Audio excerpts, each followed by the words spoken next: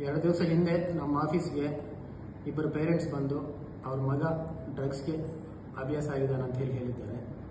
So ಅದರ ಆಧಾರದ ಮೇಲೆ ಏನಾಗಿದೆ ಅಂತ ತಿಳ್ಕೊಳ್ಳಿಕ್ಕೆ CN ಪೊಲೀಸ್ ಸ್ಟೇಷನಿಂದ ಒಂದು ಟೀಮ್ ಫಾರ್ಮ್ ಮಾಡಿ ಇನ್ವೆಸ್ಟಿಗೇಷನ್ ಮಾಡಿಸಿದ್ವಿ.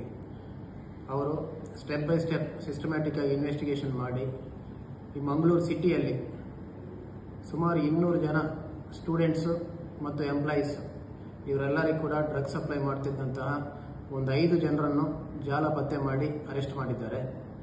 ಇವರೆಲ್ಲರ ಹತ್ರ ಕೂಡ ಸಣ್ಣ ಪ್ಯಾಕೆಟ್ಸ್ ಎಲ್ಲರಿಗೂ ಮಾರಾಟಕ್ಕೆ ರೆಡಿಯಾಗಿಟ್ಟಿದ್ದಂಥವು ಒಂದು 6 kg ಗಾಂಜಾ ರಿಕವರಿ ಆಗಿದೆ. ಎಲ್ಲರೂ ಕೂಡ ಅರೆಸ್ಟ್ ಆಗಿ ಜೈಲಿಗೆ ಹೋಗಿದ್ದಾರೆ.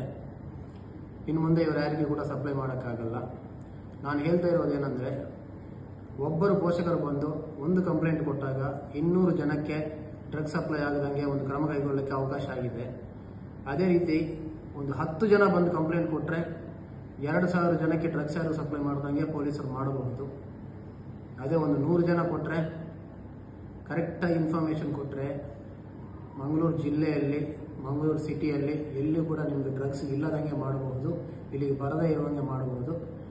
ದಯವಿಟ್ಟು ಎಲ್ಲರಿಗೂ ಕೂಡ ಪೊಲೀಸರ ಜೊತೆ ಕೋಆಪರೇಟ್ ಮಾಡಿ ಅಂತ ರಿಕ್ವೆಸ್ಟ್ ಮಾಡ್ತಾ ಇದ್ದೀನಿ. ಯಾರೇ ಡ್ರಗ್ಸ್ ಅಭ್ಯಾಸಕ್ಕೆ ಅದು ಎಡಿಕ್ಟ್ಸ್ ಆಗಿದ್ದರೆ ಅವ್ರನ್ನ ನಾವು ವಿಕ್ಟಿಮ್ಸ್ ಅಂತಲೇ ಪರಿಗಣಿಸ್ತೀವಿ. ಅವರಿಗೆ ಯಾರು ಪೆಡ್ಲಿಂಗ್ ಮಾಡ್ತಾ ಇರ್ತಾರೆ, ಅವ್ರಿಗೆ ಯಾರು ಸಪ್ಲೈ ಮಾಡ್ತಾ ಇದ್ದಾರೆ, ಅವ್ರ ಮೇಲೆ ಕೇಸ್ ಮಾಡಿ ಅವ್ರನ್ನ ಅರೆಸ್ಟ್ ಮಾಡ್ತೀವಿ. Thank you.